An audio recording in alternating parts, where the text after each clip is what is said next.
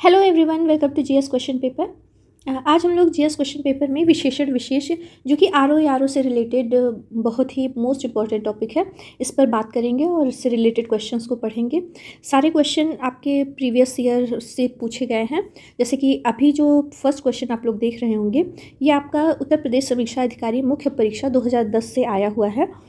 इन सारे previous year questions को solve करते रहेंगे। साथ ही आपको ये भी बता दें कि मैंने आर ओ से रिलेटेड जितने भी टॉपिक हैं, चाहे वो अनेक वाक्यांश के लिए एक शब्द वाले हो, विलोम वाले हो, पर्यायवाची, इन सभी का प्लेलिस्ट बना करके रख लिया है। आप लोग जा करके उससे देख सकते हैं।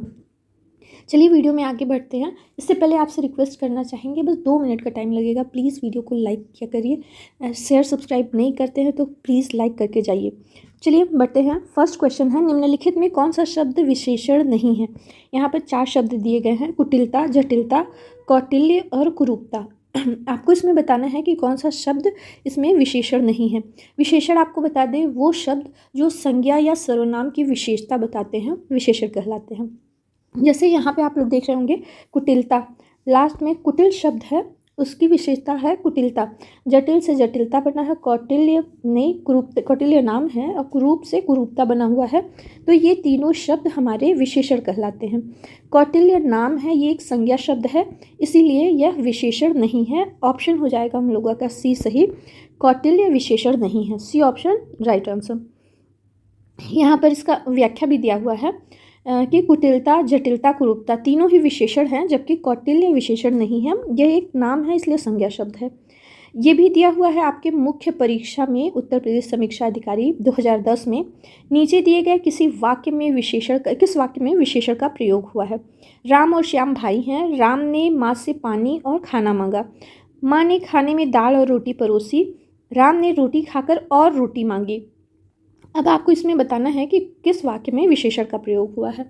देखने पे सब सेम ही है, तो हमको विशेषण कहीं नहीं दिख रहा है, लेकिन अगर जो आप ध्यान से देखेंगे तो डी ऑप्शन में राम ने रोटी खा करके और रोटी मांगी। और रोटी मांगी मतलब किस में वो और मांग रहा है, संख्या में बढ़ाना चाह रहा है रोटी, तो यहाँ पे परिमाणवाचक विशेषण लागू होता है। तो यही मेरा डी ऑप्शन सही होगा। चलिए इसका व्याख्या देख लेते हैं। राम ने रोटी खाकर और रोटी मांगी, जो डी ऑप्शन है। इस वाक्य में और जो है वो परिमाणवाचक विशेषण है, अतः वाक्य ही सर्वाधिक उपयुक्त है जिसमें विशेषण प्रयुक्त हुआ है। डी ऑप्शन हम लोगों का सही है। नीचे एक और क्वेश्चन है, ये भी मेंस में ही पूछा गया है। नीचे दिए गए किस वाक्य में विशेषण का प्रयोग हुआ है।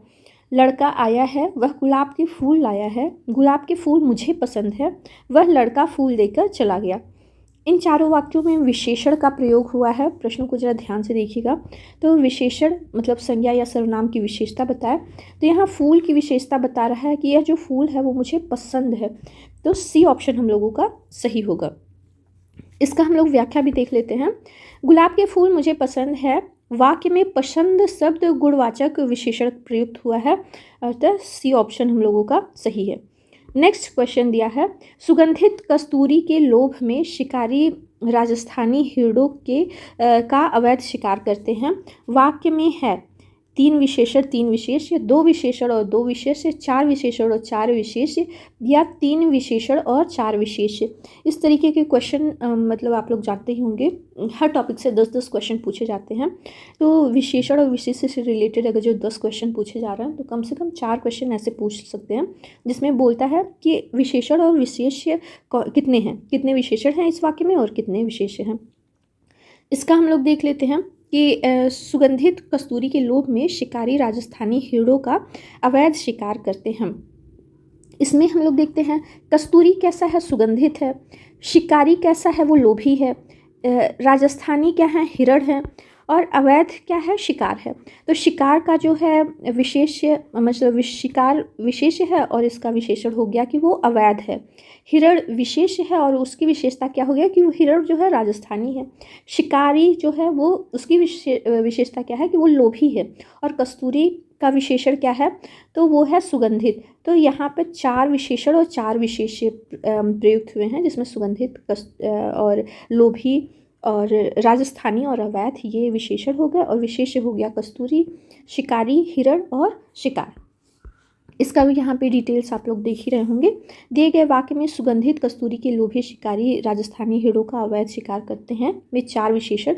सुगंधित लोभी राजस्थानी अवैध तथा 4 विशेष जिसकी विशेषता बता रहा है, तो वो है कस्तूरी, शिकारी, हिरण और शिकार है। चलिए बढ़ते हैं नेक्स्ट क्वेश्चन की तरफ। नेक्स्ट है, समुद्री सांप में घातक परंतु कीमती जहर पाया जाता है। इस वाक्य में है विशेषण और विशेष्य, ये भी 2010 की मुख्य परीक्षा का ही प्रश्न है। इसमें आंसर क्या होगा? 3 विशेषण 2 विशेष्य, 2 विशेषण और 3 विशेष्य, या 2 विशेषण और 2 विशेष्य, 4 विशेषण या 2 विशेष्य। तो इसमें सांप कैसा है? वो समुद्री है, तो सांप हम लोगों का विशेष्य हो गया। घातक परंतु कीमती क्या पाया जाता है? जहर। घातक जहर कैसा है? घातक और कीमती है, ठीक है। तो ये घातक और कीमती और समुद्री, ये तीनों आपके विशेषण हो गए। सांप और जहर, ये 2 आपके विशेष्य हो गए। तो यहाँ पे हम लोग फर्स्ट ऑप्शन सही होता है इस तरीके से देखा जाए। आइए इसका डिटेल्स देखते हैं। दिए गए वाक्य में समुद्री सांप में घातक परंतु कीमती जहर पाया जाता है। 3 विशेषण हैं, जैसे सांप क्या है? समुद्री है, और जहर जो है घातक है और कीमती है। तो ये जहर की विशेषता बता रहा है, घातक भी है और कीमती भी है। और 2 विशेष्य हो गए, सांप और जहर। चलिए नेक्स्ट क्वेश्चन है, दशरथ के प्राण राम के लिए आकुल थे, वाक्य में मुख्य विशेष्य है। दशरथ, राम, प्राण या आकुल। अब इसमें आपको बताना है मुख्य विशेष क्या है, ये भी मेंस का क्वेश्चन है।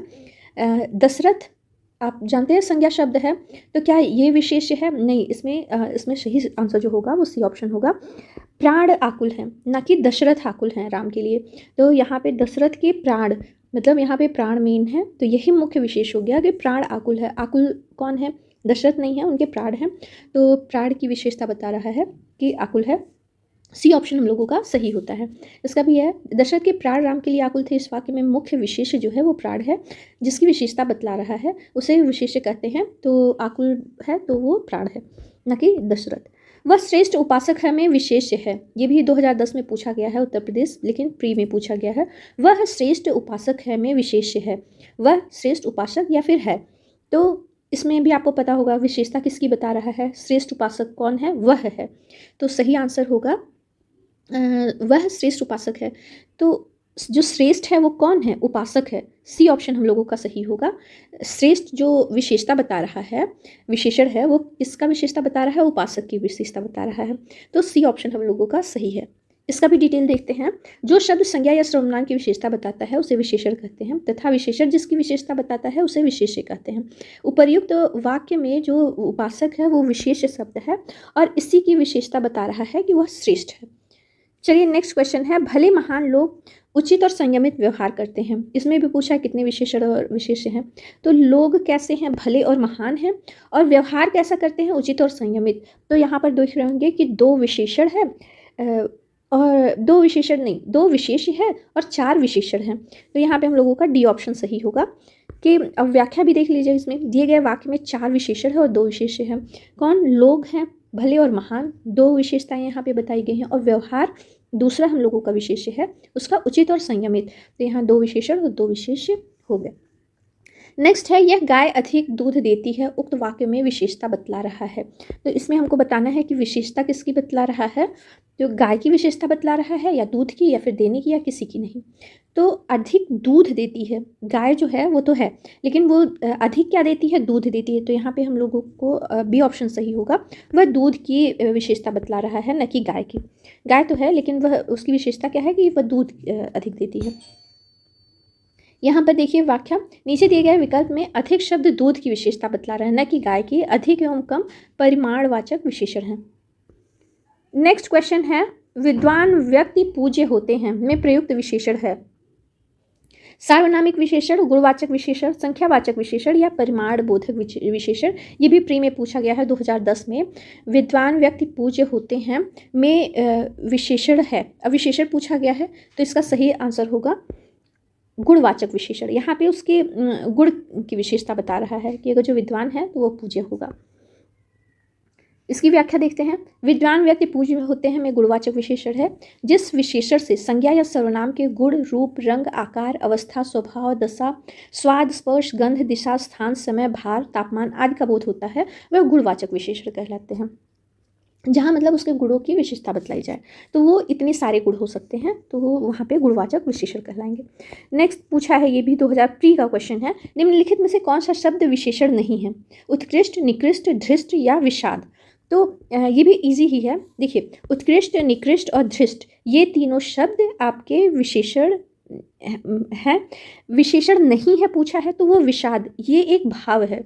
दुख, हर्ष, विषाद ये सब भाव हैं, ना कि विशेषण हैं। जबकि वह चीज़ बहुत ही उत्कृष्ट है, या तुमने बहुत निकृष्ट काम किया है, या वो बहुत ही धृष्ट व्यक्ति है, तो ये सब विशेषता बता रहा है, विशेषण कहलाएगा। लेकिन विषाद जो है वो एक भाव है, तो यहाँ पर यह विशेषण नहीं होगा। व्याख्या भी देख लीजिए, नीचे दिए गए विकल्पों में उत्कृष्ट, निकृष्ट, घृष्ट शब्द विशेषण है, जबकि विषाद शब्द विशेषण नहीं है, क्योंकि यह एक भाव है। निम्नलिखित शब्दों में जो शब्द विशेषण नहीं है उसका उल्लेख कीजिए। सज्जन, दुर्जन, सुकुमार और मानस, इसमें से आपको बताना है कि कौन सा शब्द है जो कि विशेषण नहीं है। तो यहाँ पे विशेषण नहीं है ये पूछा है, तो सज्जन, दुर्जन और सुकुमार ये तीनों शब्द विशेषण हैं, क्योंकि वह सज्जन व्यक्ति है, विशेषता बता रहा है व्यक्ति की। वह दुर्जन व्यक्ति है, ये भी व्यक्ति की विशेषता है, तो विशेषण हो गया। वह बहुत ही सुकुमार बालक है, तो बालक कैसा है, सुकुमार है, विशेषता बताए। लेकिन मानस जो है ये आपका विशेषण नहीं है। डी ऑप्शन यहाँ पे सही होगा। इसका व्याख्या देखते हैं। दिए गए विकल्पों में सज्जन, दुर्जन, सुकुमार विशेषण शब्द हैं, जबकि मानस विशेषण नहीं है। नेक्स्ट क्वेश्चन है, निम्नलिखित में कौन सा शब्द विशेषण नहीं है? आगामी, कल, शांत और तुम। तो ये भी बहुत ही इजी है, आप लोग इजीली फाइंड कर लेंगे। डी ऑप्शन तुम ये सर्वनाम है, संज्ञा और सर्वनाम की विशेषता बताने वाले विशेषण कहलाते हैं, तो तुम तो सर्वनाम शब्द हो गया। तुम, हम, मैं, वह ये सब विशेषण में नहीं आते हैं, ये सर्वनाम में आते हैं। डी ऑप्शन हम लोगों का सही होगा। यहाँ पर इसका डिटेल दिया गया है। आगामी, काला और शांत विशेषण शब्द हैं, जबकि तुम शब्द पुरुषवाचक सर्वनाम है। ऐसे सर्वनाम जो पुरुष या स्त्री के लिए प्रयुक्त होते हैं पुरुषवाचक सर्वनाम कहलाते हैं। जैसे मैं, हम, तुम, वह, आप, वे, यह, ये सारे सर्वनाम में आते हैं। विशेष शब्द है ललिता, लंबा, सुंदर, लघु। अब इनसे एक वाक्य बना लीजिए। ललिता एक नाम है, जाहिर सी बात है संज्ञा है, तो ये विशेष शब्द होगा। विशेष शब्द पूछा है, फर्स्ट ऑप्शन हम लोगों का सही होगा। लंबा, वह लंबा व्यक्ति है, या यह लकड़ी बहुत लंबी है या लंबा, तो उसकी किसी की विशेषता बताता है। सुंदर, यह फूल बहुत सुंदर है, तो फूल की विशेषता बता रहा है कि सुंदर है। लघु मतलब यह इस पुस्तक का लघु रूप है या टीका है, तो इस तरीके से आप डी को भी आप विशेषण कहेंगे। लेकिन ललिता संज्ञा शब्द है, तो इसलिए फर्स्ट ऑप्शन सही है। व्याख्या देख लेते हैं। ललिता विशेष शब्द है, जबकि सुंदर, लंबा, लघु विशेषण शब्द है। 9वां क्वेश्चन पूछा है, निम्नलिखित में विशेष्य पद हैं। अब इसमें भी विशेष्य पूछा है, विशेषण नहीं पूछा है, ध्यान दीजिएगा।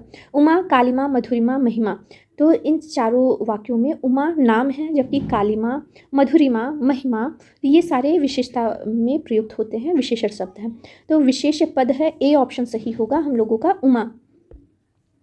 इसका भी डिटेल है। कालिमा, महिमा, मधुरिमा विशेषण शब्द है, जबकि उमा विशेष्य पद है। अच्छा, आप लोगों को एक चीज़ है, ईजिली अगर जो आपको फाइंड करना है तो देखिएगा लास्ट में प्रत्यय लगा हुआ है, जैसे कालिमा, काला, कालिमा, मधुर, मधुरिमा, महिमा, तो ये सारी किसी की महिमा का बखान, मतलब उसकी महिमा बहुत ही विख्यात है, या फिर इस तरीके से प्रश्न एक वाक्य बनाइए, इसके बाद आपको पता चल जाएगा कौन सा विशेषण है, कौन सा विशेष्य।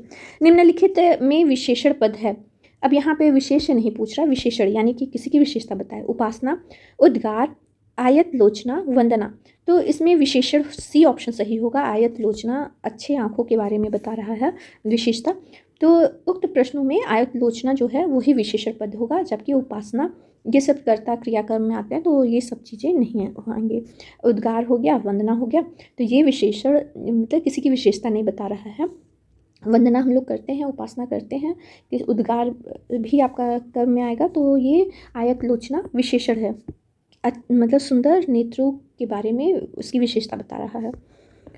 मीठा, अमरूद में मीठा विशेषण किस कोटि का है? मीठा क्या होता है? यह स्वाद, अभी आपको ऊपर व्याख्या मैंने दिया है कि स्वाद, स्पर्श, रूप, गंध, आयतन, इन सब चीज़ के बारे में या तापमान के बारे में बताया जा रहा, तो वो विशेषण किस में आएगा? संज्ञा वाले में आएगा। तो ये है गुण वाले में आएगा, सॉरी संज्ञा नहीं, गुण वाचक विशेषण है। तो मीठा, अमरूद में मीठा क्या बता रहा है? ये इसका गुण बता रहा है। किसका? अमरूद मीठा है, तो अमरूद की विशेषता बता रहा है, गुणवाचक यहाँ पर विशेषण आएगा। बी ऑप्शन सही होगा। यहाँ यह अमरूद के मीठा होने के गुण की चर्चा करता है इसमें, इसलिए गुणवाचक विशेषण है।